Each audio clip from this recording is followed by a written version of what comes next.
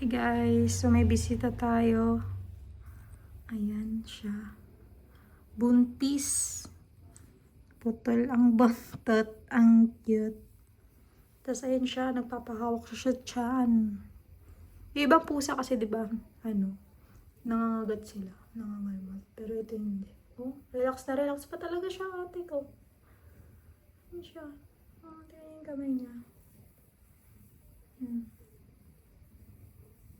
Wow. Diba? Relax na relax siya, ate ko.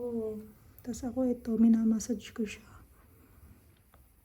Hindi ko alam kung kailan siya manganganak, pero I hope sa ligtas na lugar siya mamanganak.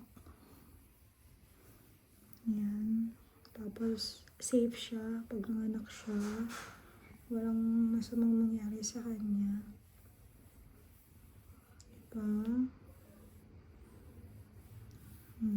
Grabe naman.